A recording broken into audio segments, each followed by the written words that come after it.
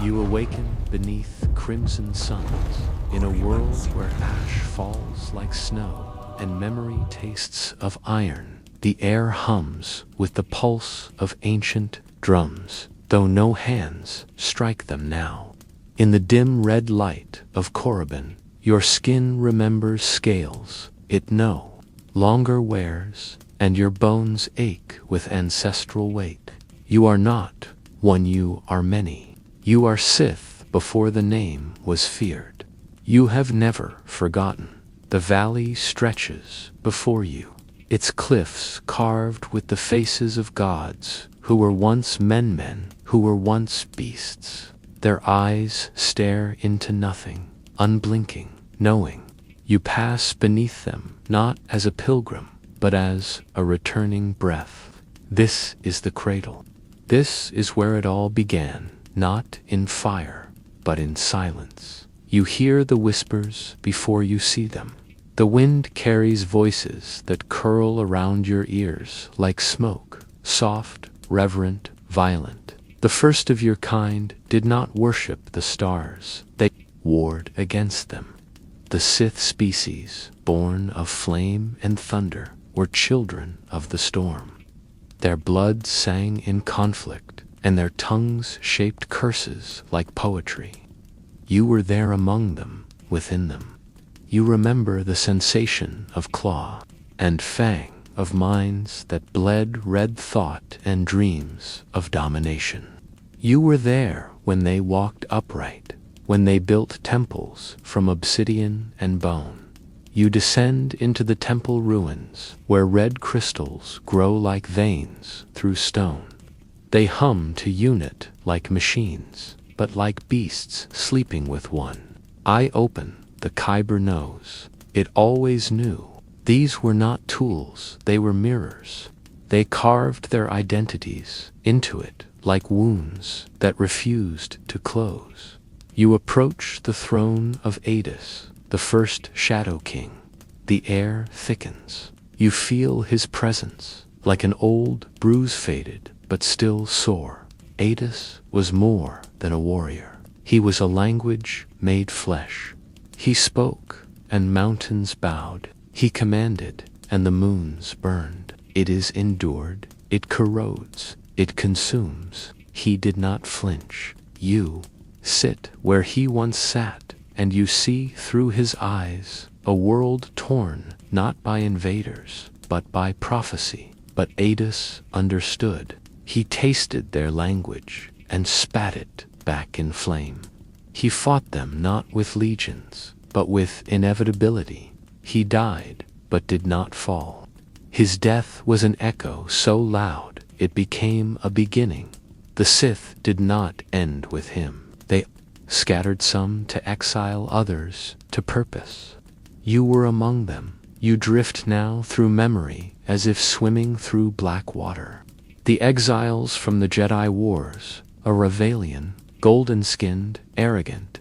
They did not expect resistance, but the Sith were not soil to be sown. They were storm to be swallowed. The Jedi outcasts, banished for their hunger, found in the Sith kindred flame. Marriages of blood and madness, children of vengeance.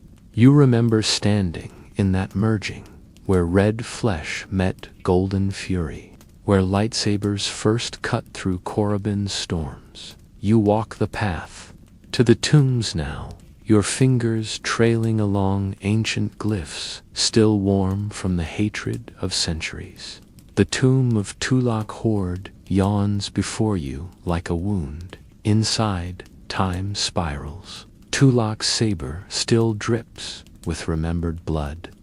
You are not afraid. He knows you. All of them do. Their spirits are not dead. They are folded into stone and wind and ruin. The dark side is not a force, it is a chorus, and you are its hymn. Deeper still, you find inscriptions, written not in words, but in pain. They speak of the gathering, a ritual lost to time, where the strongest Sith would rip open their own minds and walk through the void of memory. fusing past and future. You have walked it now. You are walking it.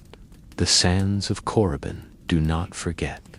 Each grain carries the scream of an apprentice, the cry of a betrayed master, the silent weeping of a child born in chains and raised in power.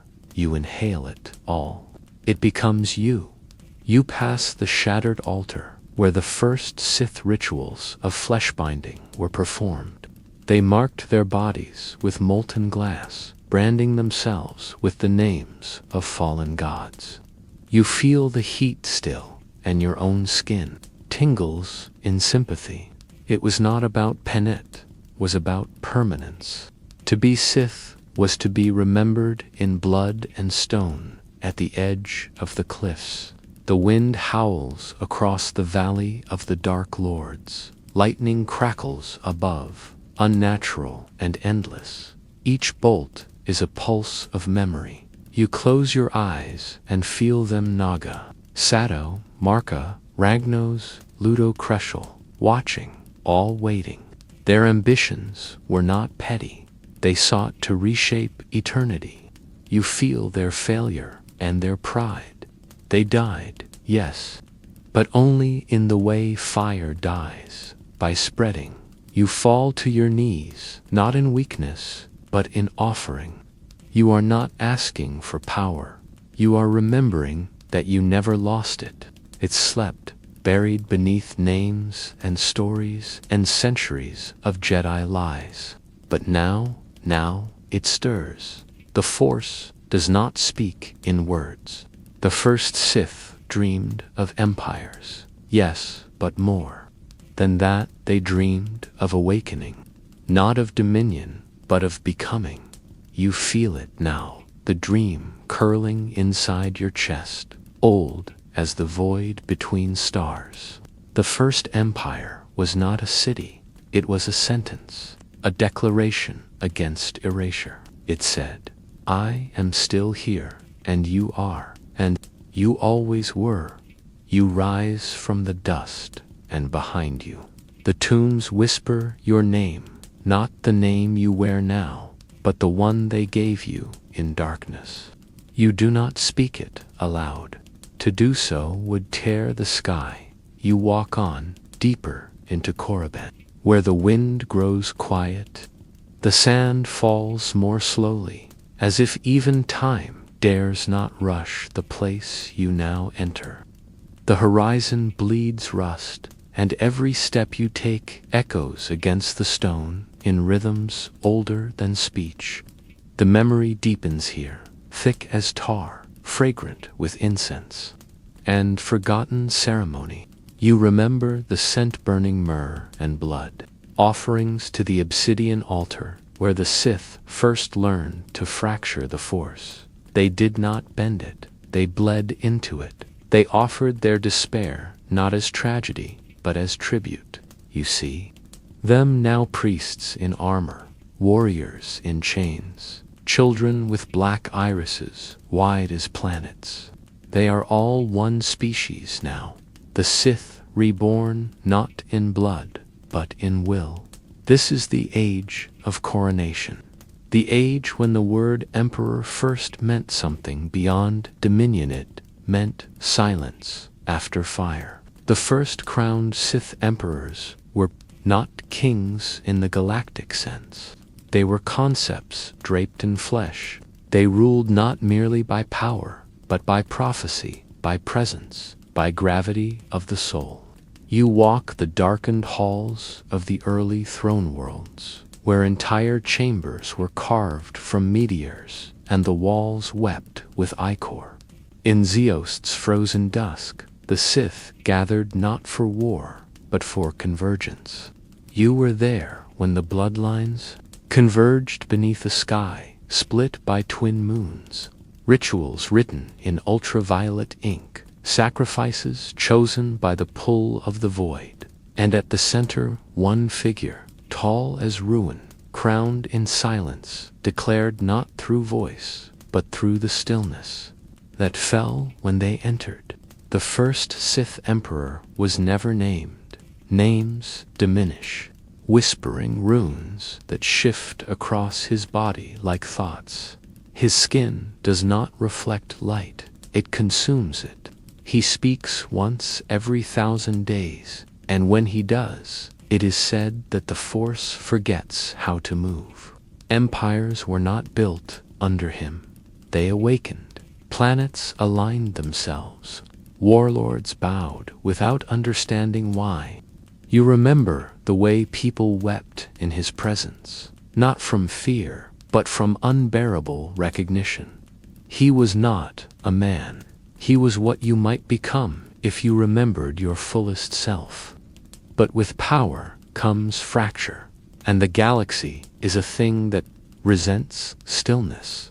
Rebellions flickered like candle flames, some noble, most blind.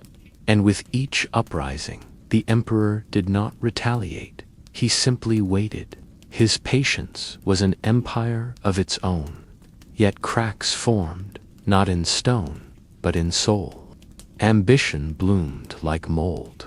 The Dark Council emerged not by decree, but by inevitability. Each claimed part of the galaxy. Each whispered a version of the truth. They were lords of fear, of pain, of secrets. You remember them, clearly especially the ones who never spoke. They ruled from pyramids of glass that never reflected their faces. They walked among the stars as if the vacuum bowed to them, but they were not loyal. They were bound, yes, but not loyal, and loyalty, in the Sith tongue, is just another word for delay. You now drift through the wars that followed, not as battles, but as mourning rituals. Civil wars not waged for territory, but for memory. One Sith Lord erased another from history, not by death, but by dream. You feel the tremor in the Force, the way timelines split and recoiled. These were not conquests, these were eulogies. You stand upon the remnants of ancient temples where the Force once congealed into physical matter-screaming stones. Bleeding statues pulsed like a heart beneath the Emperor's touch. When he stood upon its soil, the volcanoes wept black tears. When he left, the planet turned its face to the stars and never woke again. You recall the Empire's first expansion when Sith Inquisitors rode comets and entire civilizations surrendered at the sound of the Emperor's name carried in starlight. Not because they feared death, but because they feared being forgotten. The Sith did not conquer with armies. They conquered with myth, and myth always wins. You walk now through star charts etched into bone, recording the migration of Sith bloodlines, of exiles turned emperors, of failed apprentices who returned centuries later as gods. The lineage is not linear. It folds in on itself, paradox upon paradox. You see yourself somewhere in that web knot, as one life, but as Millie. You were the child who watched their village burn. You were the warlord who set the flame. You were the ghost who wept for neither. Deeper still, you reach the era of fragmentation. Sith factions, splintered from their own reflection, turned inward. There were cults who believed the Emperor was not one being but 13, sharing a single mind. Others believed he never existed, that he was an idea so powerful it shaped reality. You do not know which is true. You no longer care.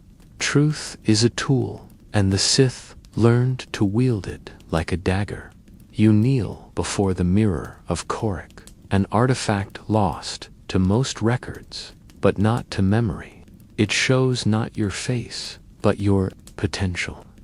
In its surface, you see yourself crowned, alone, infinite. The Emperor stares back at Yuan. You understand then. There were many emperors, yes, but there was only one Sith, always. You rise with the knowledge, heavy as armor, humming with silence. The empire is not behind you. It is ahead, waiting to be remembered again. You drift now into the last echo of the first Sith dream, where history no longer pretends to be linear and time no longer wears a face. The wind carries ashes that are not from fires, but from forgotten identities, burned away in ritual. You are older than maps now, older than memory. You do not walk, you descend, slowly, through spirals of obsidian, where the air grows thin, and the past thickens like syrup. You find yourself within the black sanctum, the chamber beneath all chambers, where emperors were not crowned, but unmade. Here, there are no thrones, only circles of stone, where emperors sat not above others, but within them. The final moments of the First Empire unfolded not in screams, but in whispers. You hear them still, curling from the walls, bleeding from the cracks. The emperor had grown too vast, too silent. His voice no longer fit inside bodies. His mind stretched across systems, dreams nested within dreams. Not in death, in withdrawal, into himself, into the Force, into you. You do not leave the sanctum, you dissolve into it. And when you return, perhaps minutes, perhaps millennia, you emerge beneath new stars, where the Second Empire has begun to rise. Zeost is no longer center. Dramond Kaz now pulses with stormlight and dark geometry. The Sith have changed, but not broken. Where once there was lineage, now there is selection. Where once there was ritual, now there is will. You feel the spirit of the Emperor reborn in new flesh, not the old sovereign of silence, but a god, reborn as tyrant, vitiate. You whisper the name like tasting venom. It burns on your tongue and blesses your breath. He was not air, he was theft made manifest. A child born of rape and war, who devoured a planet, not in vengeance, but in curiosity. He drank Nathema dry, stripped it of force, of life, and when the silence pleased him, he declared himself eternal. You walk the shattered bridge of his flagship, now broken and orbiting a dead moon. The bloodstains still hum. Here he spoke to thousands and convinced them they were chosen. Here he began his infinite plan, not of control, but of consumption. You understand now. The first emperor dreamed of empire. Vitiate dreamed of void. He did not seek to rule the galaxy. He sought to unmake it. The Second Empire was never meant to last. It was a womb for his transformation. He wore the title emperor like a mask until it broke. Then he became many. How many obeyed without knowing? How many vanished into the folds of his expanding mind? And yet the empire lived. It fractured, it bled, but it lived. You drift through memories of revolts, of secret meetings beneath jungle moons, of masked lords speaking heresies, not against the emperor, but about him. They whispered that he was not Sith, that he had transcended, even that he had become a hunger older than title. You feel the fear in their words, and the awe. You walk now through the ruins of Kaz City, once filled with statues of ambition and temples of storm. Now vines grow through Durasteel. Nature claws its way into what the Sith once called permanent. But the dark side still lingers, clinging to the cracks, humming in your bones. You kneel before the shattered monument of Darth Malgus. He, too, once dared to reshape the Empire, not to destroy it, but to purify it. His betrayal burned brighter than war. And yet, you do not judge him. The Sith were always meant to fracture. That is how they remember. You close your eyes, and the Force pulls you forward, not as prophecy, but as gravity. You see the last emperors, one by one, each more desperate, each more divine. Darth Krayt, who twisted the rule of two into a new creed, his armor born from Vong flesh, his eyes to dying stars. He built his empire on fear and faith alike, a paradox of order and chaos. But even he could not hold it. Even he was undone by the echo of older truths. The galaxy always forgets the Sith, but the Sith never forget the galaxy. You see them still, even after the last throne has crumbled. Cults who chant in forgotten tongues, children born beneath eclipses, marked by lightning, holocrons buried in salt deserts. The legacy of the Sith emperors was never about rule, it was about reminder. A reminder that the Force has a shadow, that every light has a cost, that peace is not balance, it is delay. You return now to the Valley of the Dark Lords, but the air feels different, warmer, tired. The tombs still hum, but softer now, like breath before sleep. You walk slowly, fingers grazing old glyphs, and you understand that you are no longer visiting. You belong here. You always did. You were the first flame, the hidden air, the final whisper. You are not a Sith Lord. You are Sith. You are Empire. You do not seek to resurrect what was. You carry it in your voice, in your silence, in the way you see the galaxy and refuse to look away. And when the stars go quiet, when the Jedi think they have won, when the temples collapse and the statues are ground to dust, there will still be one truth left, hidden in the breath of the Force itself. The emperors never ruled forever, but their echo always returns, and you are the return. You awaken in the pale frost of Zeost, where the ice remembers every footstep and the wind carries the scent of old treason. The sky above you is the color of iron, heavy and unchanging, and below your feet, the ancient crust of the world pulses faintly, as if recalling battles that never ended. The Sith have fled Korriban. The exile was not punishment, it was rebirth.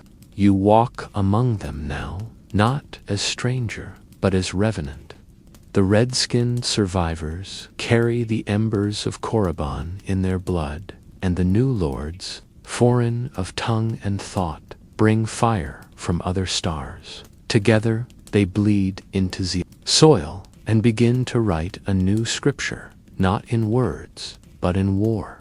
You feel the tension as you pass between obsidian towers, rising like fingers from the ground built to fast, standing too proud. The Sith purebloods look upon the dark Jedi exiles with contempt veiled as diplomacy. The exiles return the gaze, cloaked in pride and hidden fear. You know what comes. You know what must come. The first Red King is not chosen. He is forged.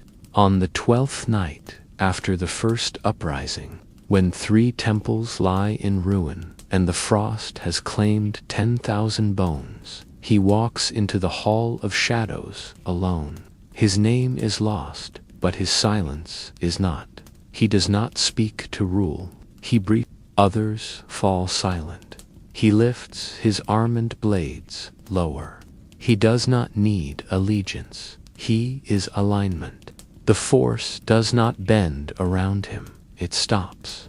You remember the moment he carved his throne from the mountain's spine. With one hand he split the peak. With the other, he traced the sigils of the old tongue into the stone, not to honor the past, but to warn the future.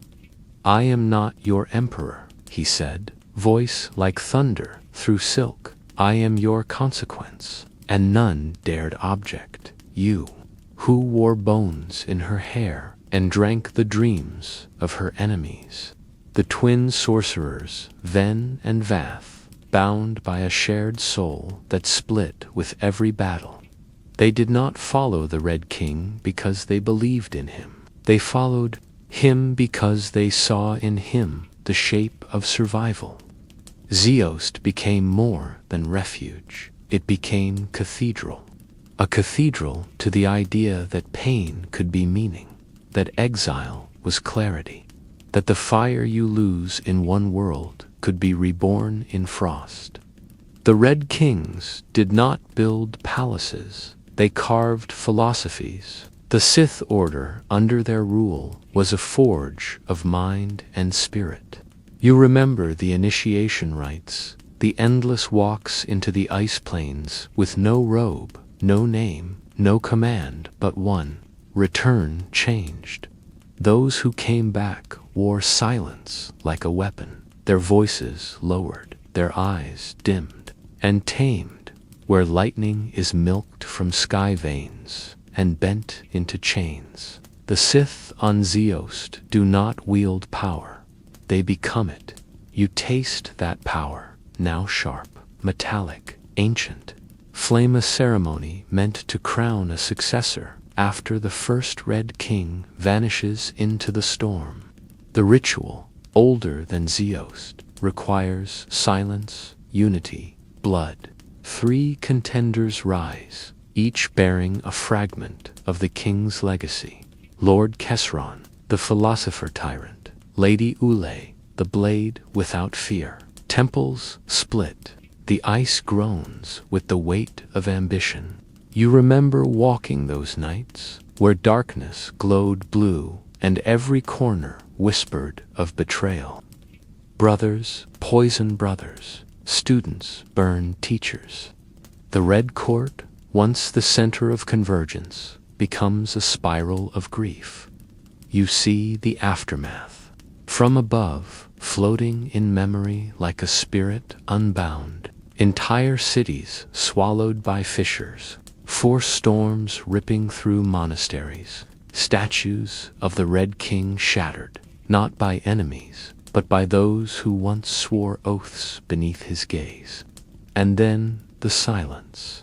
Not the sacred kind, but the vacant one, the kind that settles after too much has been said. Zeost falls quiet, not defeated, but exhausted.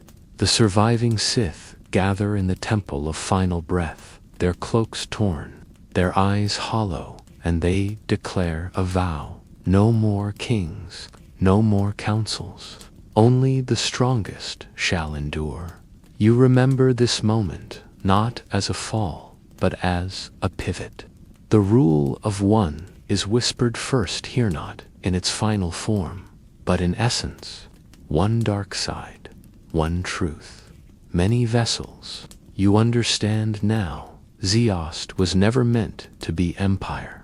It was crucible. It stripped away lineage. It left only will. And from that void would one day come a new idea, a darker clarity. You kneel in the ashes of the hall, touch the broken seal of the Red King's throne, and you feel him there still, not as ghost, not as God, as residue, as a reminder. The stars above Zeost do not weep, they watch, they record. You are not heir to the Red Kings. You are what comes after. You step into the ruins of the Temple of Final Breath. The broken columns, scorched black by Force lightning, and crowned with frost, lean inward as though trying to whisper secrets they no longer dare speak aloud. The air here is thin, but heavy, dense with remembrance, with echoes too brittle to survive speech. You walk among them like a memory given flesh. Smoke. This is where ideology melted into instinct. This is where the Sith of Zeost stopped believing in order and began breathing in chaos. The aftermath of the Red Kings was not collapse. it was transformation.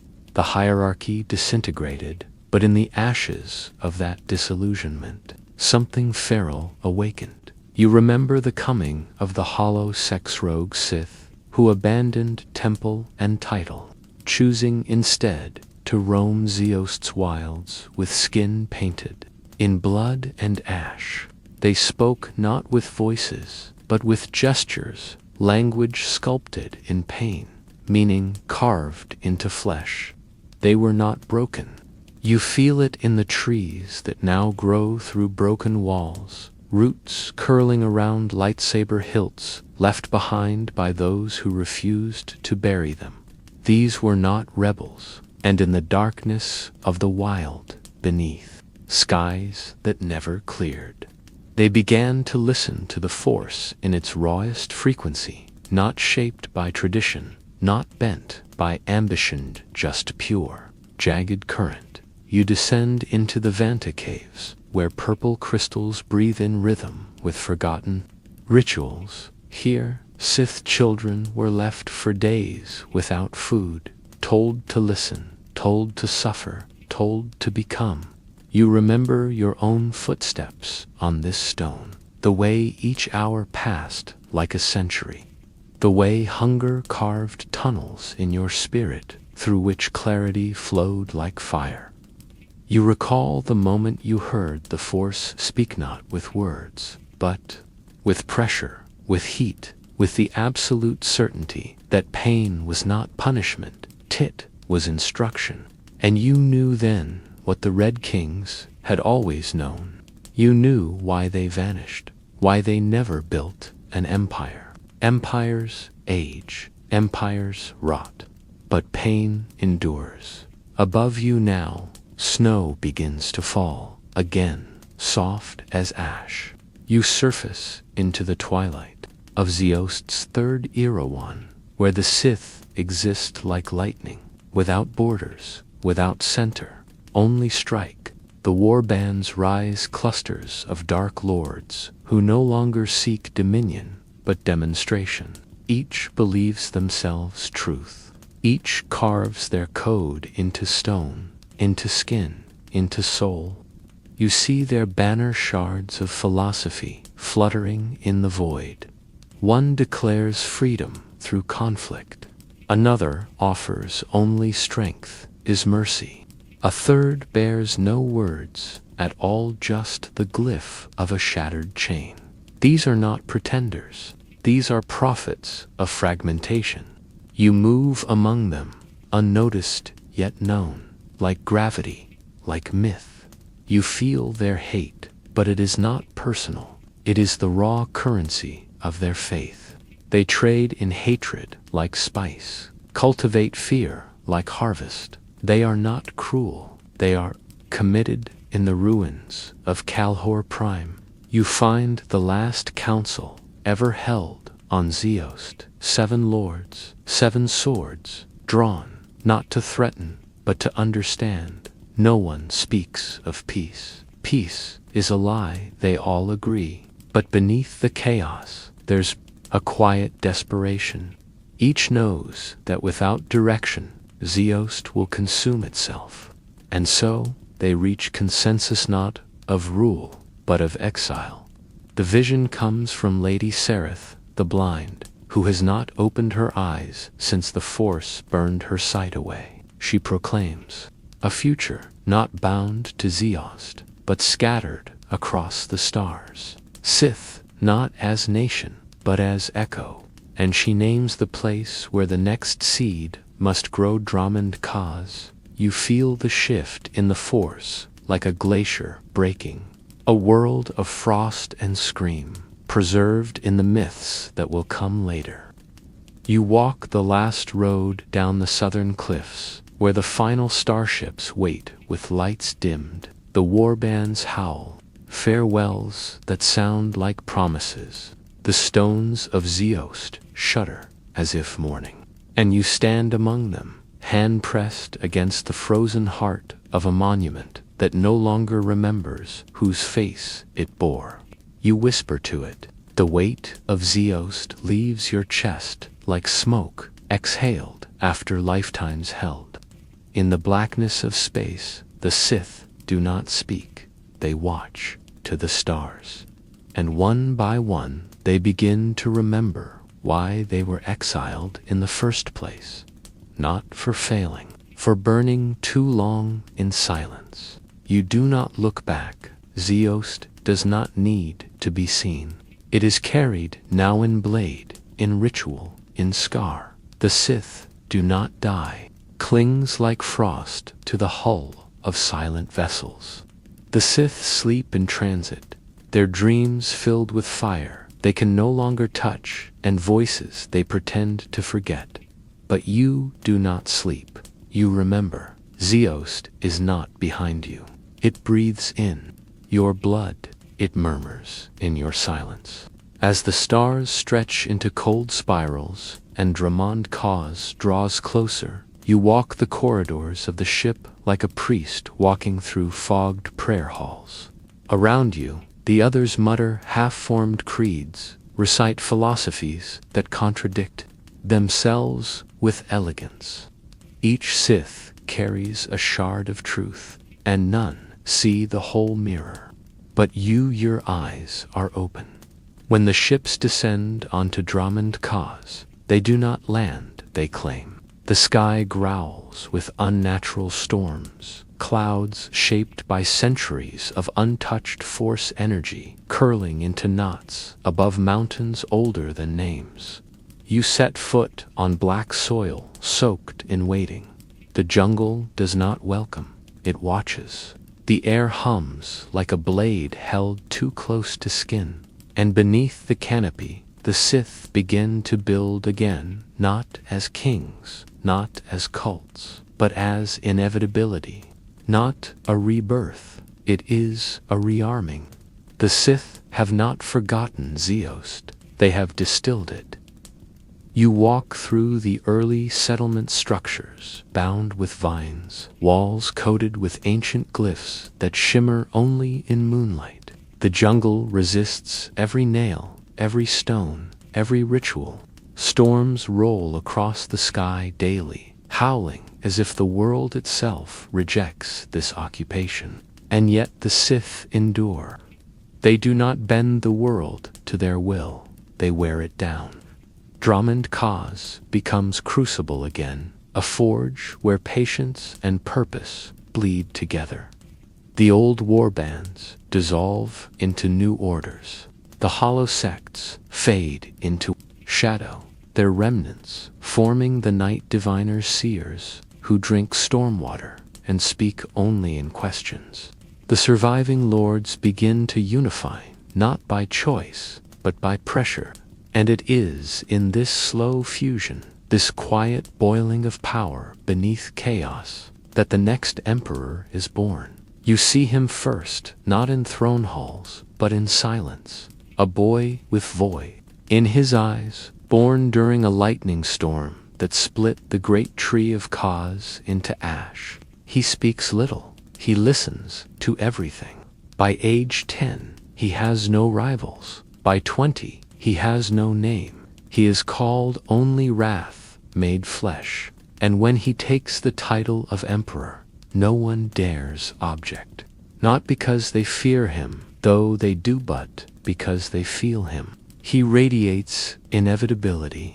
He speaks in decrees shaped like questions. Why do you still resist what has already become true? You remember standing among the crowd as he passed, and for one instant, you forgot who you were. You became silence.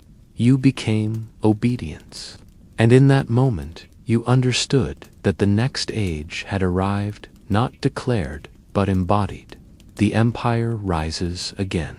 This time, not as a reaction to exile, but as a prophecy unfolding. Ships are built beneath the jungle canopy. Academies of pain and precision emerge. Apprentices are chosen not by lineage, but by endurance. The emperor, now called Vitiate, does not lead by charisma. He leads by gravity. The Dark Council reforms, not as rivals, but as extensions of his design. You see them kneel in synchrony, not out of faith, but out of understanding. Each feels their will narrowing, refined through proximity to his. He is not leader, he is lens, and through him the Sith begin to see again. But you also feel what they do not say. Beneath the order, a vibration of wrongness. The Force recoils around him. Nature wilts in his shadow. Planets grow silent where his voice travels. You watch as rituals deepen, no longer to channel power, but to contain what he has become. He no longer hungers for rule. He hungers for silence. Entire species vanish. Stars flicker and do not return. And in the deepest halls beneath Dramond Kaz, the Emperor begins to speak not in words, but in numbers, equations of entropy, the mathematics of unmaking. You realize then that Vitiate is not the heir of Zeost. He is its reckoning. He is what happens when exile dreams too long and too deeply. You return to the jungle one last time. The wind has gone still. The trees no longer sway. A hush has fallen over the empire, like breath held before collapse. You walk the river where the hollow sects once drowned their doubts. You visit the grave of Lady Sereth, her eyes still open, carved in stone. You touch the old walls where children used to cry out during their trials and find no echo. All is still. To still, the Sith have won. But the question now is not what they have built. It is what they have become. You understand? At last, Zeost was fire, frozen into form. Dramond Kaz is silence wrapped in order. And you'll like them are, waiting for the collapse. Not in fear, but in preparation. Because the Sith do not end. They wait, they warp, they whisper through ruins. And when the next world burns, it will not be rebellion that lights the match. It will be memory. It will be you. You awaken in the heart of a world that does not breathe. Nathema, a name that no longer echoes, only lingers. There is no wind here, no light, no sound. The Force itself has fled, as if it too feared what once happened in this forgotten grave. You walk upon soil that does not yield, stone that bears no memory, sky that does not answer. Everything here is silence, so complete it claws at your bones, and yet you move forward, drawn by something deeper than instinct, drawn by hunger, ancient and unfinished. You are not alone. The absence watches you. You remember him before he had a name, Tenebrae. Child of cruelty, birthed in war, and marked by a voice that made beasts kneel. Before he was emperor, before he was myth, he was already unmaking things. At age 6, he turned a village to ash without raising a hand. At 10, he broke the will of men twice his age. At 13, he stood before Marcaranios, who crowned him not out of respect, but out of fear. You feel that coronation like a tremor through your blood. Tenebrae did not inherit the Sith legacy. He swallowed it, and with each passing year, he stopped pretending to be one of them. He listened to a deeper current, force, something older than conflict, something that whispered not power, but silence. You descend into the catacombs of Nathema, where the great ritual unfolded. The walls are blank. No runes, no glyphs, no flame. This was not a place of worship. It was a place of erasure.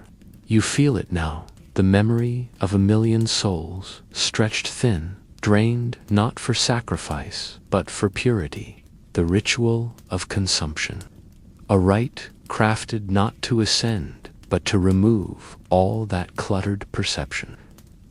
Tenebrae stood at the center of it. He watched his people kneel. He offered no comfort, no lie, only the truth that in their ending he would begin. You see it play out again, not as vision, but as ache. The moment the force bled out of the world, the instant every mind dimmed and every spirit screamed once before vanishing. Nathema was not destroyed, it was emptied. You walk through a palace of hollow halls, once filled with laughter, now echoing only your footsteps. The emperor no longer tenebrous stood here after the ritual, eyes blank, veins filled with silence. He did not smile, he did not mourn. He had become a singularity. He no longer fed on power. He became the place power fled from. You feel it still. You can't summon the force here. You can't even remember how. This world teaches you forgetting. And the emperor loved it, but he did not stop. You follow him across centuries now, across worlds that tried to resist him and fell in reverent horror. He leaves no monuments. His legacy is shadow. Vitiate, they call him now, and his gaze turns toward a wider silence, the galaxy. You remember his voice as it echoed across the halls of Drummond Kaz, flat and vast and cold. He does not shout. He does not seduce. He simply declares, peace is stagnation. Unity is blindness. There is no truth in survival, only in silence. And the Sith follow, not out of loyalty, but out of awe. You walk beside him in visions now. Watch as he builds not empires, but containers for his soul. Bodies to be worn like robes, faces to be discarded. His immortality is not eternal life, is eternal displacement. A god too fractured to stay within oneself. You watch him become the immortal emperor, the voice, the shadow hand, the god king of Zak. You witness Valkorion, the most seductive mask of all. The father, the calm, the poised. He holds his children close, offers them truth in poisoned fruit. You will inherit the stars, he says. But inheritance is an illusion. He does not give, he absorbs. Every promise is a preparation for betrayal, and betrayal comes. As always, you see his son Arkan rise, crown heavy with confusion and fury. You see Valen, brilliant and broken, trying to contain the storm he left in her soul. And through it all, Valkorion smiles, not with warmth, with inevitability. Every rebellion feeds him. Every collapse clears the noise. You realize then that the emperor never sought dominion. He sought quiet. He wanted the galaxy to lower its voice, to bow not in worship, but in absence. He did not dream of ruling the galaxy. He dreamed of standing alone in it. You sit upon his final throne, now abandoned, circuits still warm. The room around you feels too large, as if built for a presence greater than flesh. You understand that he is gone, now not dead, but dispersed, shattered across the force like ash in wind. Pieces of him linger in places where people forget too easily, in temples no one visits, in names no one speaks, in silences that last too long. And yet you do not feel relief. You feel warning, because the galaxy still seeks peace. It still craves order. It still repeats the lie that survival is victory. But you have walked Nathema. You have heard the ritual hum beneath the floorboards of dead cities. You know what comes when silence pretends to be salvation.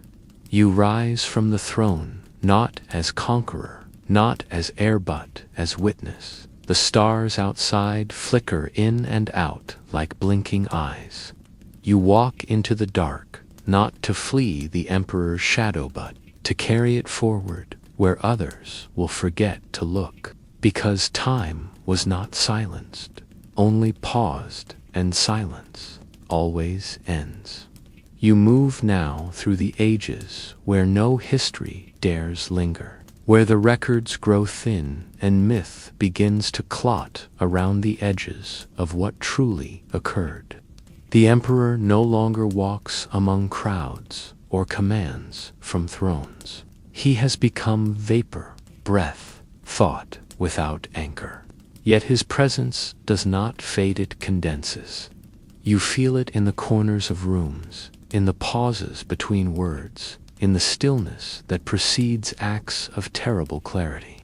He no longer speaks in voice, but in pressure.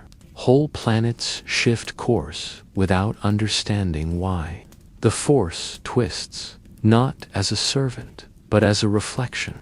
And still, the galaxy calls him emperor because it cannot imagine a more accurate word for inevitability.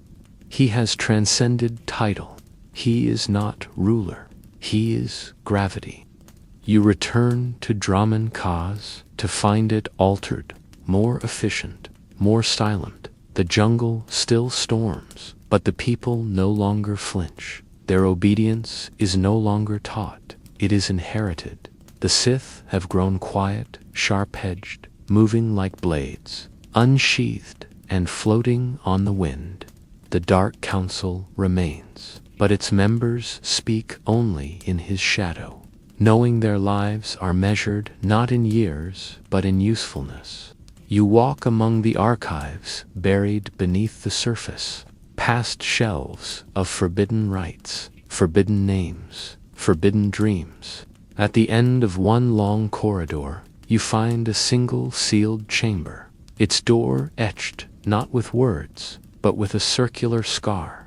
It opens at your touch, not because you are worthy, but because he wants you to remember. Inside, the air tastes of electricity and rot. Holocrons flicker like dying stars.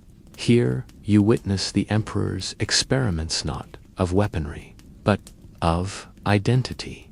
Clones, echoes, vessels, each one tested and discarded. You see a version of him with eyes too bright to hold, another with hands that never stop bleeding, one that laughs too long, one that never blinks. These are not failures. These are rehearsals. Every version teaches him something new. He is not seeking perfection. He is seeking silence, perfected through flesh. You feel the walls close in, not physically, but ideologically. His vision leaves no room for interpretation. There is only one end: unity through absorption, peace through stillness, transcendence through removal. You ascend again, and now the stars have changed.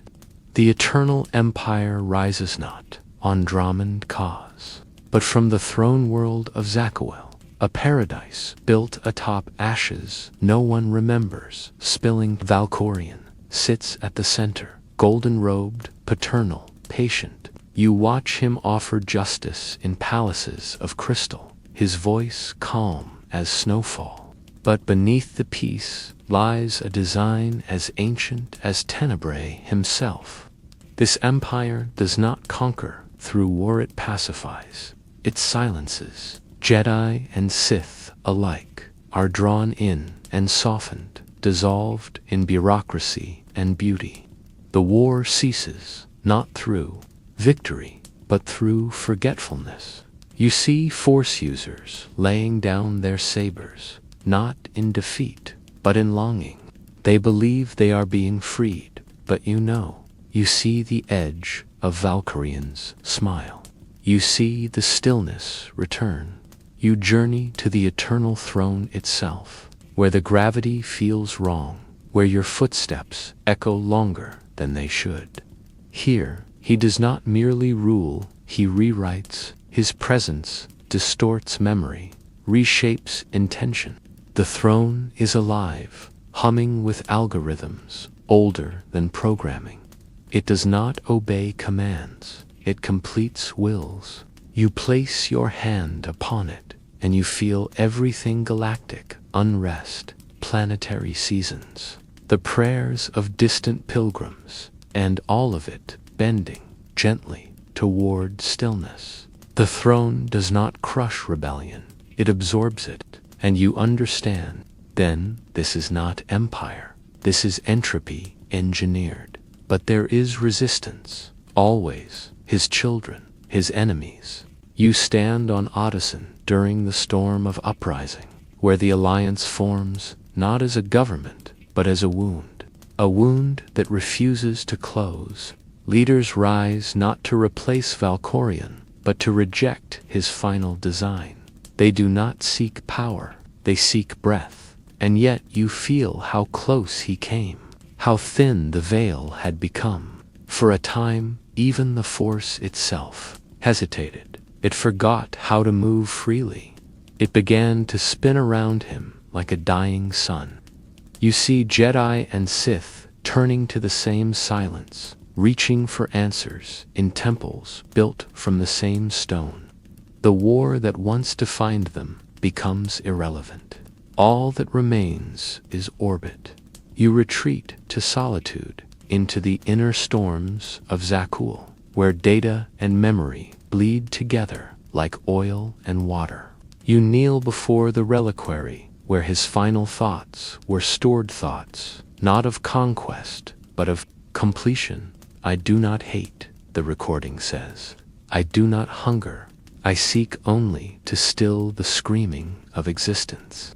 And it is in that moment you realize the truth that no one wished to face. He was not evil. He was not mad. He was simply tired. Tired of motion. Tired of meaning. He saw in the galaxy a chaos that could not be cured, only silenced. You leave the vault, heart heavier than before, not because you fear him, but because you understand him. You walk through the stars now with slower steps, knowing that silence is not absence. It waits, it returns, in the abandoned worlds he touched, in the children born with eyes to calm, in the scholars who dream of unity without edge. His dream was not vanquished, it simply scattered. You arrive at the place where he died, in a chamber, not in fire, but in confrontation. A will stronger than his own, a soul that would not yield. You see the flash of final light. You hear the echo of a scream that was not fear, but release. He is gone now, truly, finally, but his silence lingers. In every moment where power is offered to isolate, in every voice that asks for peace through obedience, in every thought longs to stop thinking, you sit beneath an unnamed star and close your eyes. The Force hums again. It breathes again. The galaxy has resumed its scream, and you are grateful, because silence may seduce, but it never sings, and the Emperor, who drank stars, has vanished into the dark. But you remember, and you will remind others. You drift now not through space, but through aftermath. The silence he left behind is not emptiness, it is architecture. In the corridors of memory, his shadow remains intact, woven into events like a second skin.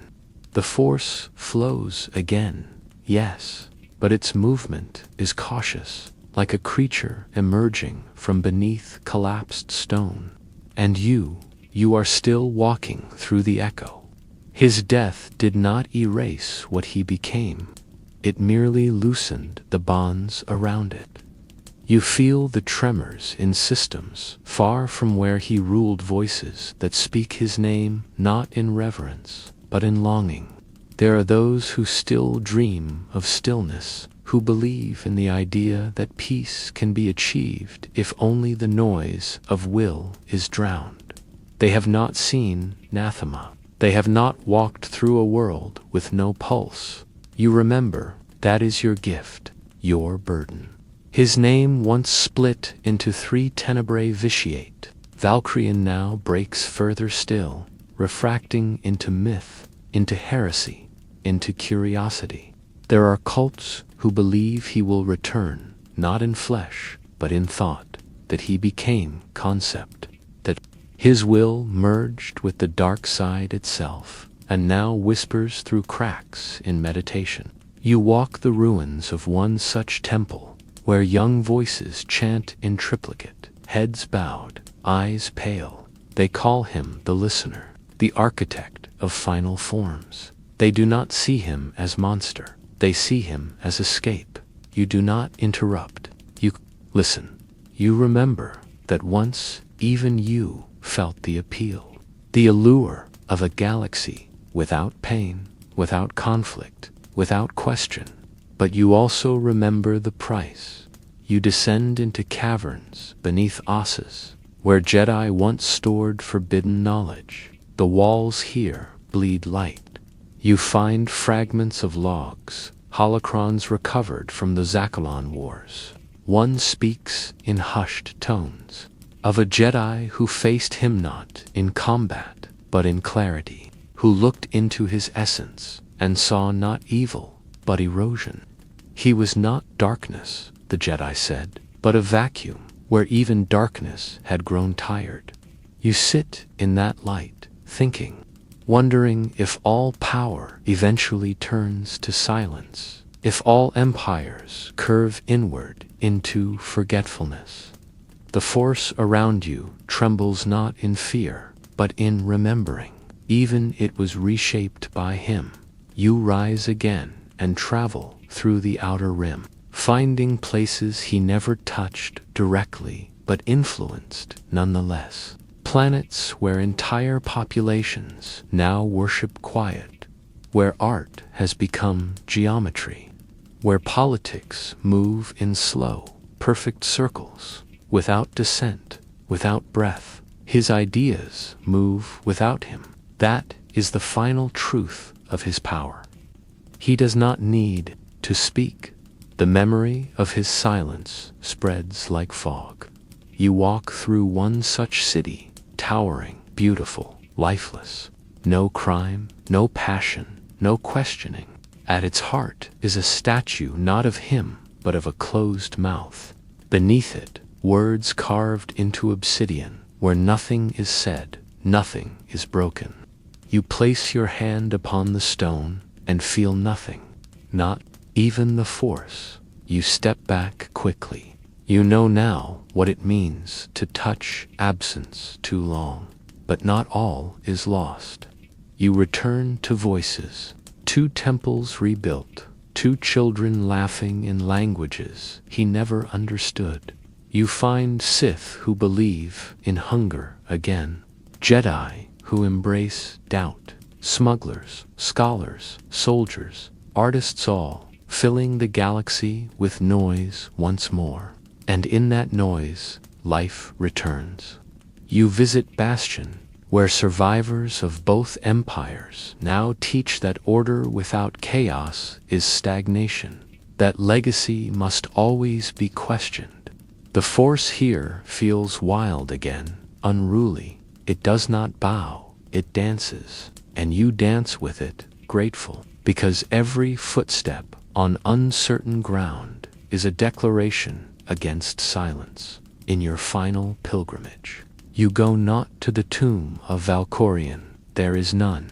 You go, instead, to a small, unmarked world near the edge of known space. Here, beneath sky streaked with red auroras, you find the last place he truly spoke, say, a man, a journal buried in glass, a few words left behind. I wanted to understand eternity. I became its cost. You do not hate him. You do not forgive him. You understand him. And that is heavier than either. You sit on that quiet hill for a time that has no measure. You breathe. The force breathes with you. And then you rise. Not because the story ends, but because it must continue without certainty. the emperor, who drank stars, has gone, but the galaxy sings again, and in its song you walk forward. You awaken in the shadow of a broken temple, where banners once clung to spires like skin to bone, and the air hums, not with power, but with aftermath. The wind carries names like Knivesexer, Kunnaga, Sado, Ludo Kreshich, a ghost sharpened by betrayal. You are not alone here. They whisper of wars not fought for territory, but for truth. The Sith do not simply fall. You step through cracked halls where empires were once plotted by candlelight, where loyalty was currency and treachery a language. Every throne you see is scorched. Every corridor smells faintly of ozone and old blood. This is not where darkness was born. This is where it began to eat itself. You descend into the vaults of Yavin IV, where ancient Sith lords bound their souls to artifacts, refusing to die even after their flesh gave out. The air here tastes of rust and forgotten vows. You trail your fingers along sarcophagi sealed with curses, their lids etched in a dialect of agony. Here lies freedom, they once said. But the deeper you walk, the more you feel it was a trap disguised as liberation. For each lord who claimed to rewrite the code, another bled for it. You remember the rituals, the branding of the chest with flame, the drinking of sap that burned with memories not your own.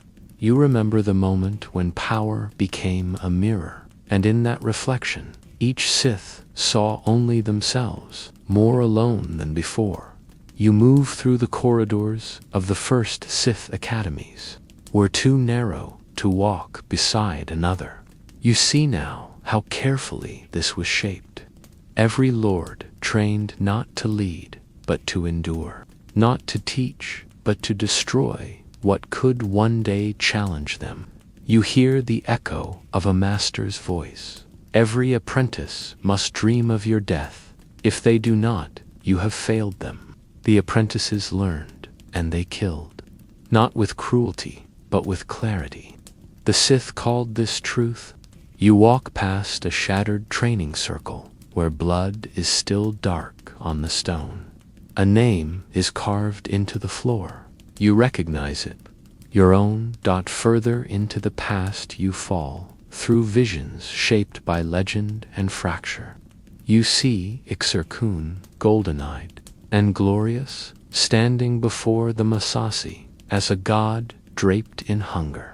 He speaks of freedom, but his hands are already drenched in obedience. You see how he bends the Force with artistry, how he splits Jedi teachings like wood, how he seduces truth with beauty. But he does not unite, he cleaves. You watch his war tear across star systems, not to conquer, but to break the balance that refused to bend. In his eyes, you see the fire of empire, but also the shadow of his own end, curling like smoke around every promise. You walk the ruins of Korriban again, but this time it is hollowed by civil war. The great tombs now host whispers of infighting, screams of ambition turned rancid. Ludo Kresh and Naga Sado fight not to save the Sith but to define what being Sith means. Their ideologies clash in space and in soul. Kresh clings to tradition, to the old ways steeped in ritual and caution. Sado hurls forward, drunk on innovation and dominance.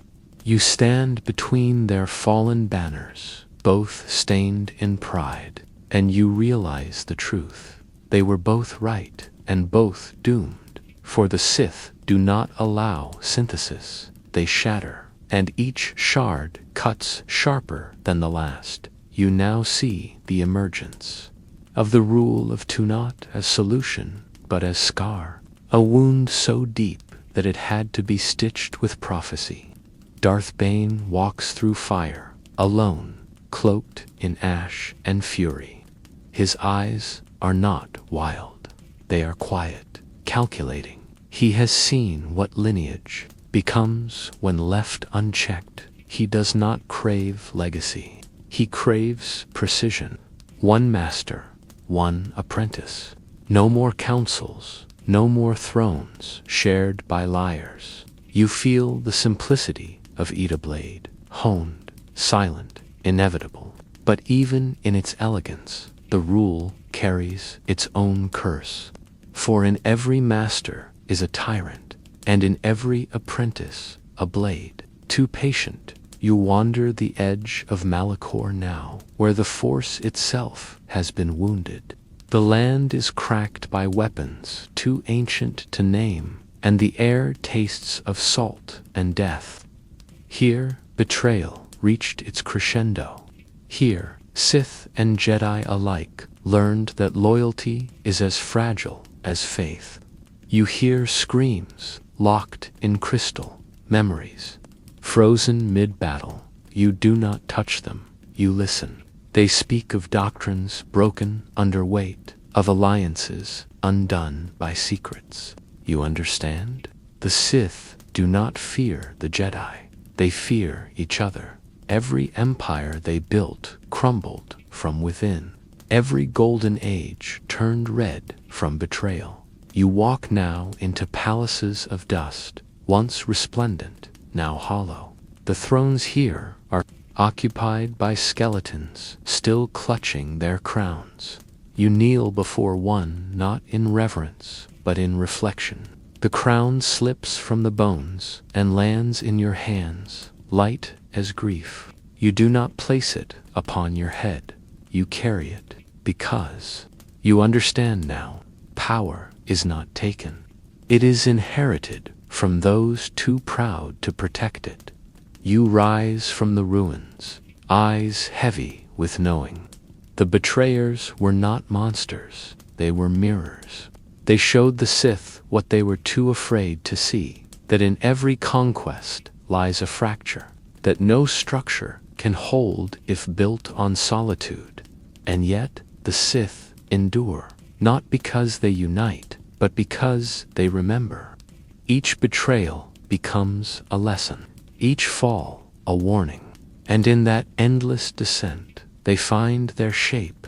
You walk onward beneath a sky to quiet, toward another ruin, another echo, another chance to begin again, not as savior, not as sovereign, as reminder. You descend now into the bones of forgotten worlds, where the walls bleed memory and the Force is no longer a whisper, but a bruise. The Sith Empire has shattered and reshaped itself so many times that its reflection no longer resembles intention. It has become instinct, reflex, echo. You find yourself walking through the wreckage of the great hyperspace war, where stars once aligned in allegiance and collapsed in dissonance.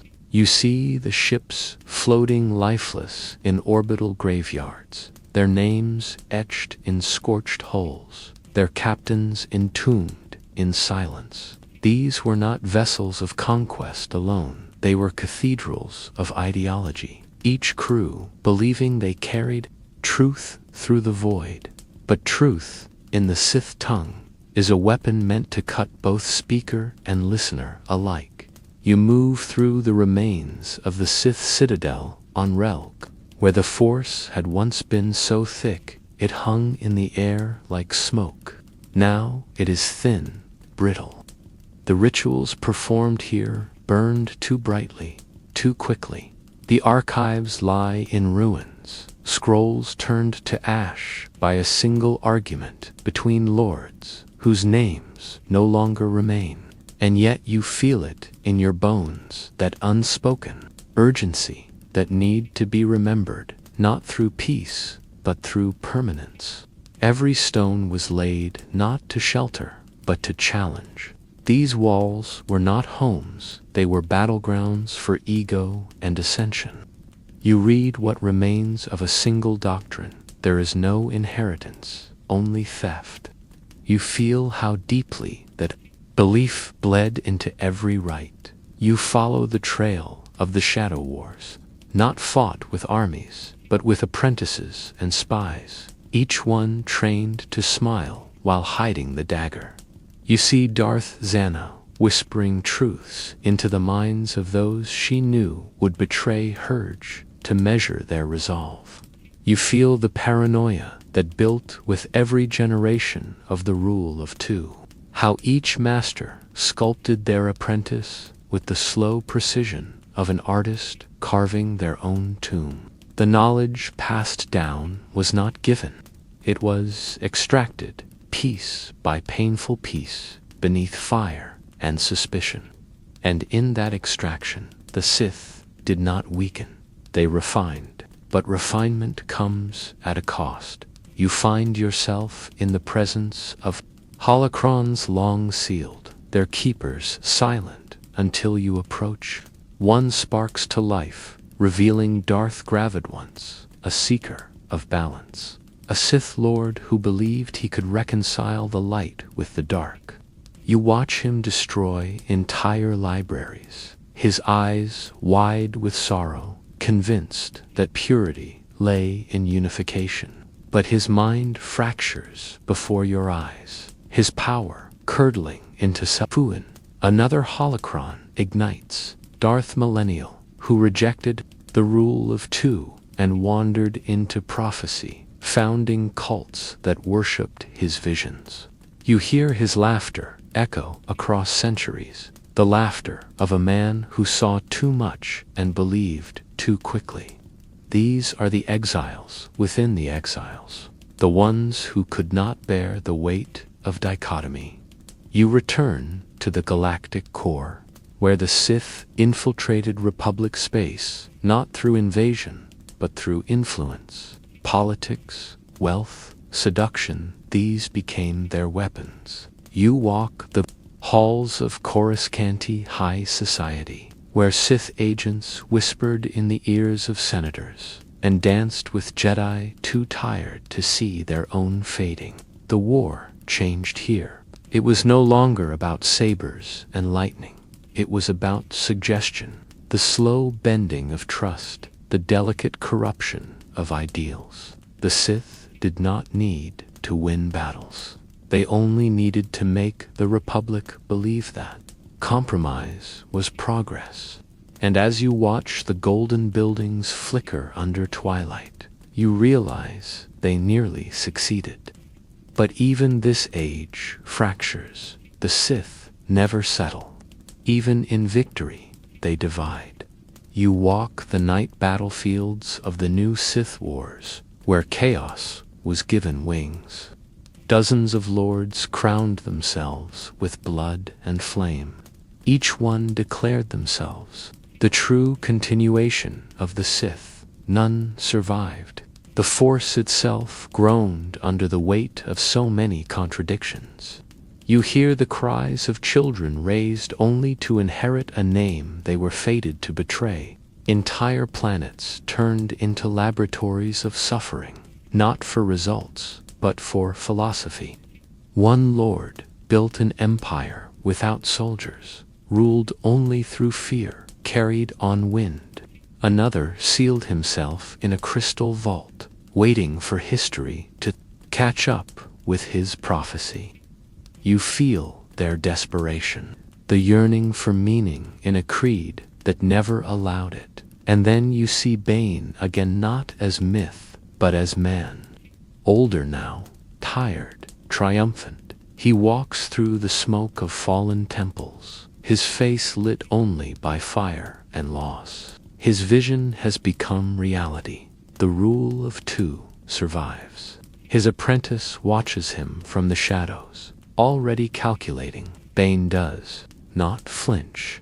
He taught her well. She will kill him soon. He accepts it, because in death, his truth becomes sharper. The Sith must endure, not as a crowd, but as a lineage. You watch him disappear into legend, not with fanfare, but with quiet purpose. You now find yourself on a bridge between centuries, staring down the corridor of Sith history as if through a cracked mirror. You see hundreds of faces masked, burned, serene, mad. All of them believed, all of them bled. None of them saved the Order from itself, because the Sith were never meant to be saved. They were meant to burn again and again, until what remained was flame too pure to extinguish. You step back from the reflection. You breathe. The Force coils around you like smoke. The past does not ask for your approval. It only demands your witness. You carry that witness now in your posture, in your silence, in the fire behind your eyes. You do not seek to correct what came before. You seek only to remember why it never held. Walk on toward the next betrayal, toward the next lesson. You walk now into the final silence of forgotten citadels, where the stones have grown too weary to echo, and even memory begins to unravel at the edges. The Sith Empire, once a storm that split stars and minds alike, now lingers like smoke after fire heavy bitter, unable to be caught in the hand. You are among the ruins of the last of the heresiarchs, lords who crowned themselves with fire and spoke in absolutes carved from fear. They believed they could change the nature of Sith destiny through will alone. You see their monuments half sunken in the mud, their temples collapsed inward, not from war but from disuse. No voice calls from the altar. No blade is raised. The palace is dust now. And in the dust, the only sound is your breathing. But not all has vanished. There are still those who whisper. In deep places, beyond mapped space, you find gatherings of Sith descendants, some bound by blood, others by belief. They do not call themselves emperors. They call themselves keepers, witnesses, reclaimers. They read from scrolls written in flesh. They chant old lines, once banned by Darth Bane's decree. 1,000 voices, 1,000 flames, one shadow. You listen, not because you agree, but because you understand. Even now, the Sith cannot let go of what they were. Every betrayal still echoes. Every fall still sings. You feel it in your bones, the longing to ascend, and the fear that ascension always ends in ruin. You enter a chamber lit only by a single floating ember, a remnant of a war too old for charts. Around it, walls pulse with the Force inscribed, not with language, but with pain. The histories of Darth Ruin, Darth Riven, Darth Rivenal, written in contradiction, all remembered differently depending on who survived. You walk through each tale, their truths twisting in the heat. Ruin, the philosopher madman who believed surrender was strength. Riven, the sorcerer king who trapped his enemies in eternal stasis. Revan, who was both Jedi and Sith, and neither.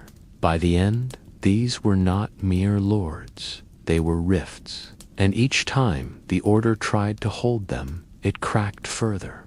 You feel the fractures now, running through your own hands. You are not immune to it. Further on, you reach the vault of unborn heirs.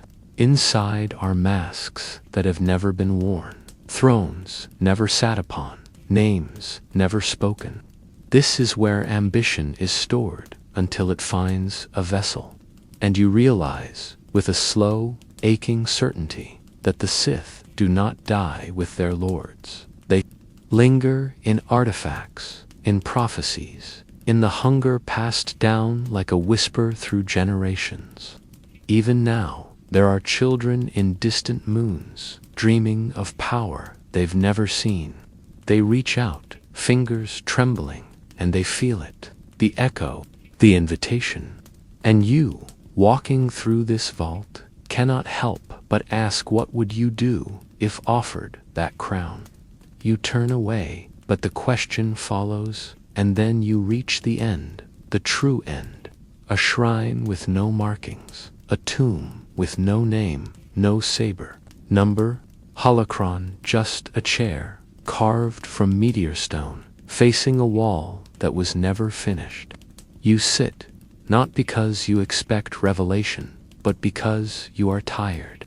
The galaxy turns, new wars rise, new Sith call themselves chosen, but you have walked through too much dust to believe them. You know the truth. The Sith do not rise because of strength. They rise because of fracture. Every lord, every master, every empire, they all believed they were the last. They all believed their betrayal would be the final, necessary one. But none of them could escape the gravity of the Sith's oldest inheritance, solitude. You breathe, the Force hums around you, warm and indifferent. It does not care for codes or crowns. It cares only for motion. And you, sitting here, with the history of betrayal folded into your chest, you finally begin to understand. The Sith were not corrupted by power. They were consumed by inheritance, the hunger to outlast, to overpower, to endure at all cost. Even if it meant nothing remained but one voice screaming in the dark. You leave the tomb behind. The door closes softly. No lock clicks. There is no need. The past does not chase you. It waits. And as you walk back through the ruined palaces of dust, you see the crowns still smoldering, still warm from ancient hands.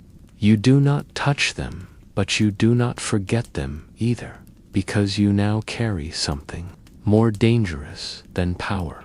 Memory, and memory never bows. You wake beneath a sky so still it feels like glass, a sky unbroken by storm or song, stretched endlessly over the plains of Apatrosa mining world, with no memory and no mercy. The earth here tastes of iron, and the wind carries the dull throb of machines chewing through stone. You are not born into glory. You are born into labor, into dust, into silence. You are Day, son of a drunk, whose name was carved into your spine with every blow. Your hands learn to bleed before they learn to grip a saber. You do not dream of power. You dream of escape. But the Force has already chosen you, curling in your bones like a secret sickness, bending probability, tilting every moment toward something greater. You do not know this yet, but the Force does. It watches as your anger hardens into armor.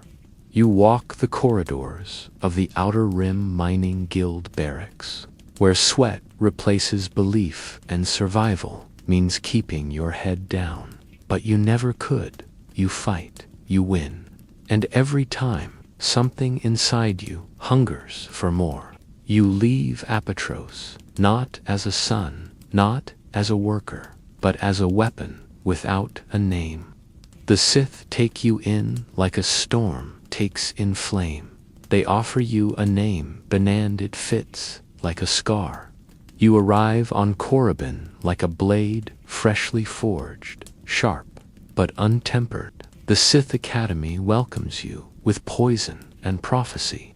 You walk among other acolytes, each dreaming of mastery, each plotting beneath their breath. The instructors teach fear as wisdom, cruelty as clarity. You learn quickly, too quickly. You surpass expectations, not with favor, but with fury. But beneath the trials and blood oaths, you begin to see the cracks. You watch as the Sith Lords boast of power, but bow to politics. You see their councils filled with contradiction. The Rule of the strong has decayed into bureaucracy. The dark side, once a storm, is now a script. And you, once eager to rise, begin to step back. You read, you listen, you study the ancient texts, buried in vaults no one else dares open. You consume the words of Revan, of Kresh, of Ragnos. You see the pattern written in blood across every age. Strength begets rivalry. Rivalry breeds weakness. Weakness invites extinction. The Sith have become many-and in their multitude. They have already lost. You retreat to Lihan, to the ruins where Revan once wept and broke the galaxy open. You descend into the temple alone, the holocron of Darth Revan flickering to life before you. His voice cuts like a forgotten melody. He speaks of unity through secrecy, of purity through reduction. You listen, you remember, you emerge with a vision, not a rebellion, but a redesign. The Sith must become few. No more councils, no more equals. One master, one apprentice. No more lines of inheritance, only blades forged through survival. This is not cruelty, it is kindness, sharpened. You return not a student, not a servant, but as correction. You destroy the brotherhood of darkness, not with armies, but with clarity. The thought bomb, cast into the catacombs of Ruusan, consumes all Jedi and Sith alike, all gone. And in the silence that follows, you begin again. You wander now through worlds that no longer know your name. You are not revered. You are not remembered, and that is by design. You are not legacy. You are seed. You choose your apprentice carefully, Darth Zana, a mind like a blade hidden in silk. You do not teach her everything. You teach her just enough. Enough to challenge you. Enough to test you. Because if she cannot kill you, you have failed. And failure, for a Sith, is the only true crime. You feel the years begin to weigh differently. Not with age, but with anticipation. You walk the line between death and victory, knowing it must be her blade that decides your end. But the Force grows quiet, not in absence, but in patience. You feel it, watching still, as you raise Zana through trial and torment. You test her beliefs. You send her to slay the past, to whisper lies into allies, to drown truths in shadow. She returns each time stronger, sharper. You wonder, sometimes, if she doubts you. You hope she does. Doubt is the gate through which transformation enters. In your solitude, you craft the secrets of essence transfer, a way to live beyond the death you command. Not because you fear dying, but because you want the order to endure, even if it must wear your voice forever. And then the day comes. You face her beneath a sky that mirrors your childhood, still, hard, waiting. Her blade meets yours, not with rage, but with resolve. She has learned. She does not fight to win. She fights to end. And as her power cracks against yours, you feel pride curled behind your fury. When she strikes the final blow, you fall not in defeat, but in confirmation. You have succeeded. You are not gone. You are continued. You drift now through time, unseen but never unfelt. Each generation follows your code. One master, one apprentice. Each pair born in secret, buried in myth. You feel them like Cognos, Darth Millennial, Darth Vectivus, some faithful, some foolish, all forged in your image. You are the spine of their story. You are the ghost in their ambition. The galaxy forgets you, but the dark side remembers. and you remain. You walk through centuries now, your presence no longer bound by breath, but by design. The rule of two coils itself into time like a serpent, too wise to strike too early, one master, one apprentice. The pattern moves forward like a whisper, folded into myth. You feel each generation surface, not with ceremony, but with necessity. Darth Zana teaches Darth Cognis beneath twin moons, whose light never touches the ground. Cognis passes her will to Darth Millennial, who breaks the rule not from defiance, but from vision. He dreams of a future where Sith ideology transcends. The binary, he is cast out, but his cult endures.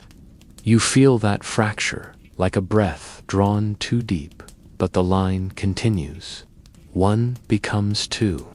Two become one. The legacy is not a flame, but a heartbeat, quiet, relentless. You drift through their memories like wind in caverns. Darth Vectivus, who wore darkness with balance, who built his empire not through war, but through commerce, through charm, through strategy so subtle, even his rivals never saw the strings. He never sat a throne. He built chairs that others feared to occupy. You move with him across planets bought rather than bled. But the rule endures, even in his mildness. Because Vect understood what Bane always knew, power is not a shout, it is a murmur that silences all others. And then you feel Darth Tenebris, precise, mathematical, detached. He reduces the Force to an equation and thinks himself above failure. But his apprentice, Darth Plagueis, learns from his mistake and ends him with a breath barely drawn. And so the cycle spins tighter. You follow Plagueis through the halls of science and secrecy. He builds not armies, but influence. He does not rule by lightning. He rules by leverage. He studies midichlorians not to destroy life, but to master it. He believes the Force is not sacred, is structure, and structure can be rewritten. You watch him create experiments meant to breed the chosen one, a being of pure balance through manipulation, not myth. But even he, for all his vision, trusts too long. His apprentice Darth Sidious moves beneath his gaze, like shadow behind glass. Sidious does not challenge, he studies, he smiles, and when the time is right, he kills. You now feel the storm begin, Darth Sidious, the culmination of every whisper, every death, every betrayal. He does not rise like a warlord. He ascends like an idea. You feel his hands in Senate halls, in backroom treaties, in wars begun only to be won on both sides. The Sith have finally done what Bane dreamed. They have taken the galaxy not through fire, but through faith. Sidious becomes emperor, not through conquest, but through applause. You stand with him on the Senate floor, his voice calm, his face kind, and behind it all, the truth. The Jedi are already extinct. They simply don't know it yet. You walk through the halls of the newly formed empire. The Force has gone quiet, not silenced, but stunned. The Jedi temples lie cold. The archives burn. The Inquisitors rise. Sidious does not merely destroy his enemies. He recodes history. Children are taught that the Sith never existed, that the Republic fell to chaos and he brought peace. You feel his grip on the galaxy like frost on glass, and behind him, always, his apprentice Darth Vader, broken, rebuilt, bound, a creature of fury tempered by guilt. Vader is not air, he is hammer. And yet, even he begins to crack. You trace the cracks. A sun, a choice, a moment when the rule bends beneath emotion. You feel Sidious falter, not from weakness, but from assumption. And in that miscalculation, the line breaks. Vader turns, Sidious falls, the galaxy breathes, and for the first time since Rusan, the rule of two seems ended. But you know better. You feel the remnants stir, holocrons buried on Mustafar, secrets passed between whispers. The Sith do not end, they recede, they wait. The bloodline may vanish, but the creed survives. You follow the embers to Exegol, where echoes of Sidious linger in vats and lightning. A clone, a contingency, a shadow, resurrected not as man, but as myth sustained through science. His voice returns, his hands command once more. But this is not Bane's vision. This is echo. This is hunger, unmoored from discipline. The rule has become parody. You see it, you recoil, because the Sith were never meant to be gods. They were meant to endure.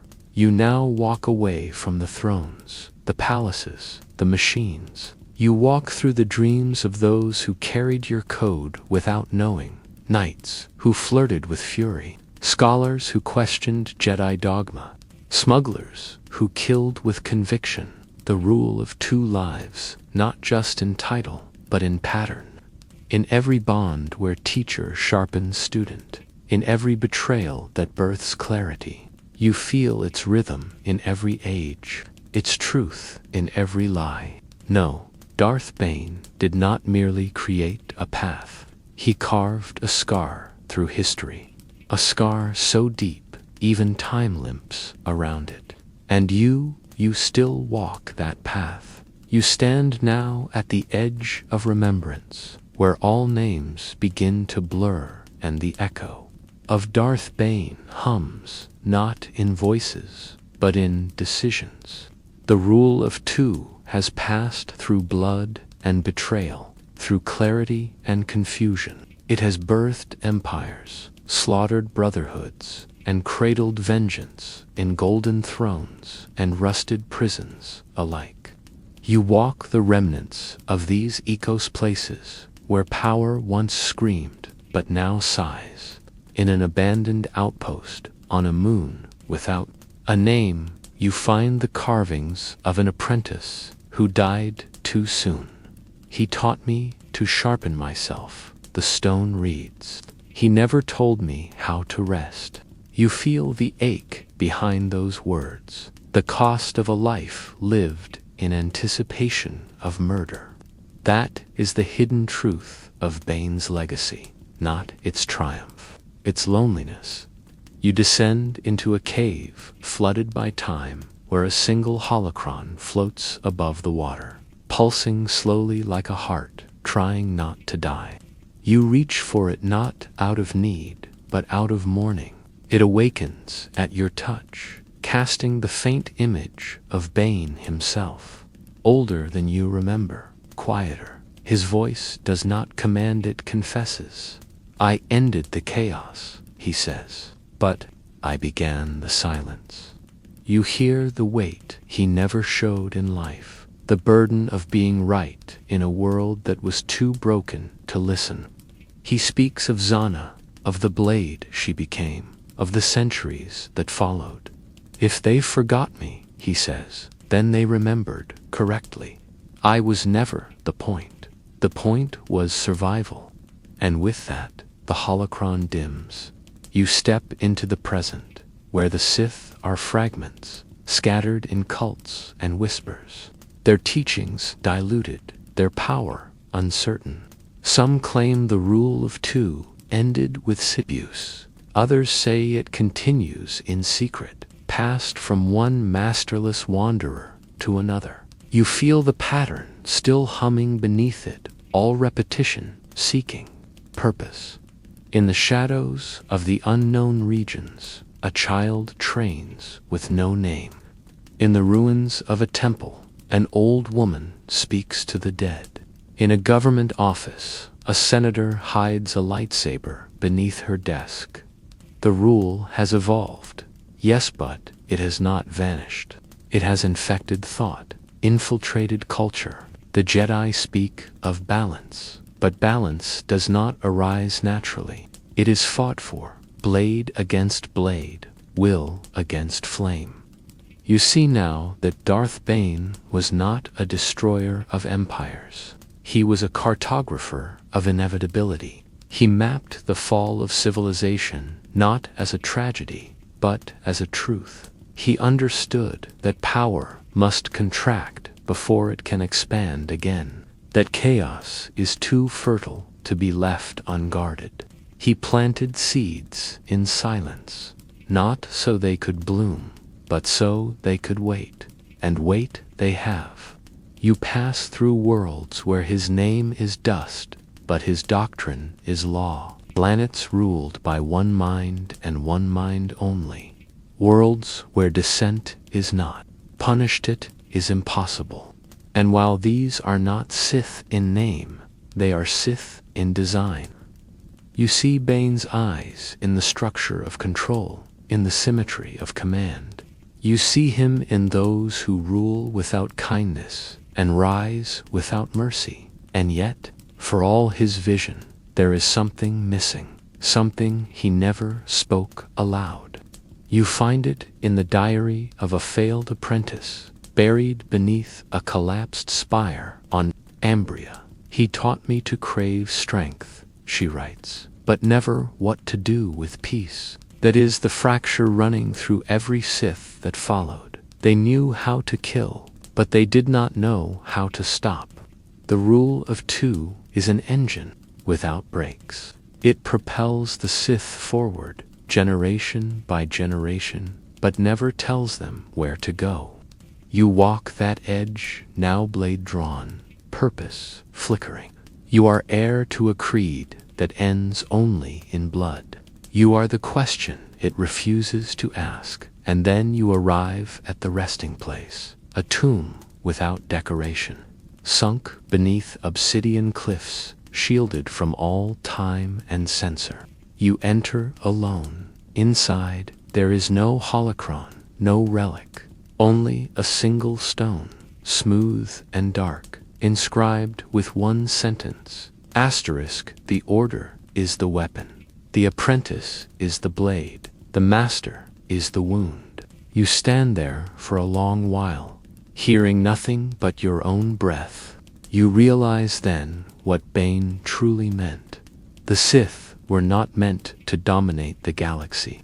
They were meant to challenge it, to remind it that peace has a cost, that order must be earned, not inherited, that the Force, in its totality, must be shaken awake now and then.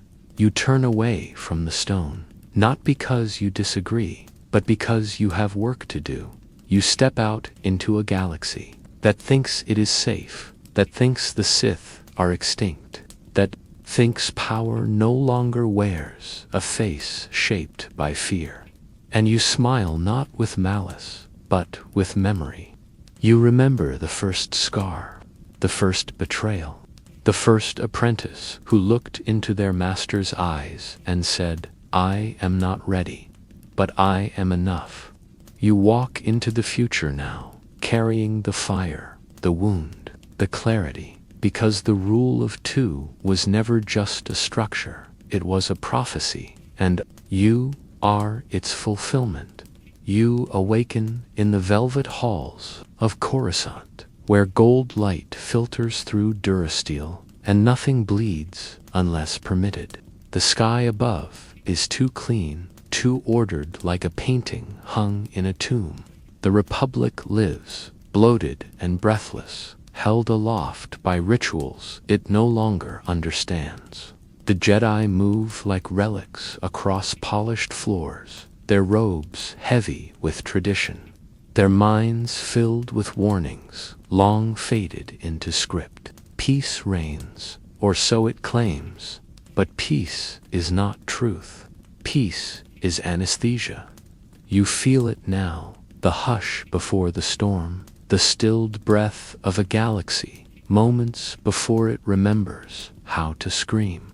Somewhere beneath the Senate rotundas and shimmering spires, something stirs. Not loud, not sudden, just a whisper, folded into law, into policy, into confidence. And in that whisper, the end begins. You walk the corridors of power, cloaked in anonymity. You are not Darth Sidious yet. You are Senator Palpatine of Naboo Medist, polite, unremarkable. You smile often, but never too much. You speak well, but never loudly. You are invisible by design. You attend committee meetings. You shake hands. You offer condolences. And all the while, you listen. You hear the cracks in the Republic's voice, the fatigue beneath the formality. You recognize that systems do not collapse with violence. They decay with permission. You step carefully through the crumbling foundation and lay your stones among the ruin. You are not planting ideas. You are unearthing them. The Republic already longs to fall. You simply give it gravity in hidden chambers beneath the city. You become what history will one day curse and admire in equal measure. Darth Sidious, not a name, a function, a tide shaped like a man. You do not seek to destroy the Jedi. You seek to make them obsolete. You study their teachings, not to mimic them, but to expose their soft underbelly, their trust. You sense their arrogance, their numbness to nuance. You need not confront them with armies. You will defeat them with bureaucracy. You cultivate fear like a farmer grows grain. You make them hunger for safety. You make the galaxy crave permission. You offer it. The Clone Wars begin not as tragedy, but as design. You watch them unfold from both sides. You are the Chancellor and the Phantom Menace. You give orders in daylight and command assassinations in the dark. Count Dooku kneels before you, proud and predictable. He believes in separatism. You believe in consolidation. The Jedi rush to defend the Republic, but you know they are not defending peace. They are defending process, and process is yours. You do not raise a blade against them. You raise a vote. You watch Order 66 take shape in silence. You whisper it into the codes of soldiers, bred for obedience. You do not teach them hatred. You teach them timing. And when the time comes, you stand before the Senate in your black robes, your face scarred by battle, not truly fought, and you proclaim the words that seal the fate of an age. The Republic will be reorganized into the first galactic empire. The applause is deafening. You do not need to explain. The galaxy is too tired for dissent. You offer clarity, and they mistake it for strength. You offer stillness, and they call it peace. You sit upon your throne, not as tyrant, but as answer. The Jedi are declared traitors. The clones turn their weapons. The temple burns. You watch it from your window, hands folded. The children never had a chance. You feel no pleasure. You feel something deeper. Completion. You rebuild the galaxy in your image, but not loudly. You standardize currencies. You regulate star lanes. You rewrite history. The Jedi become rumor. The Force becomes myth. You no longer need to issue commands. Your will is encoded in the systems you've made. You feel the weight of your empire, not in its conquests, but in its stillness. Planets stop resisting. Cultures stop questioning. And in that hush, you finally begin to whisper, again not into people, but into time. You begin to prepare for eternity. You seek knowledge not of power, but of permanence. The rule of two is too small for you. You desire legacy without vulnerability. You study Plagueis. You surpass him. You seek life beyond life. Cloning, essence, transfer, Sith alchemy folded into science. You do not fear death. You fear interruption. You understand now that the galaxy is not your enemy. It is your host, your laboratory, your inheritance. And as you build contingency after contingency, you do not plan for failure. You plan for pause. But even the perfect whisper finds a crack. Veda begins to hesitate. The boy Skywalker peers, all hope and recklessness. He carries the light like a weapon, not a shield. He speaks of redemption. You laugh, but then you feel it.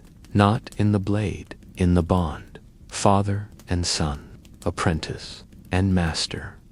A connection not shaped by fear, but by grief. Vader turns. He lifts you not as servant, but as son. And you fall, not in pain, in disbelief. You scream not because of death. You scream because your equation miscalculated. Emotion, you die in lightning and flame, but your whisper does not stop. You drift now through the ether of aftermath, where death is not absence, but transition, and the whisper you once were begins to fold itself into frequency. You are gone yet not scattered. Your body has been consumed, cast into fire by betrayal, but your voice remains woven into the fabric of contingency. You had planned for this. You had always planned for this. Exegol rises before you not as a world, but as a secret, a vault of shadow, a cathedral of contingency. Beneath its black skies and monolithic structures, your soul reawakens inside a shell not shaped by nature, but by force. The clones fail, most collapsing in agony, their forms unworthy, but one survives long enough. You enter it. You do not walk as Palpatine anymore. You stagger, sick with your own rebirth, but it is enough. You have returned. Exegol hums with the ghosts of your ambition. Laboratories stretch beneath the crust, manned by cultists who chant your name in a language lost to light. They do not understand you. They worship you. But worship is useful. It binds them.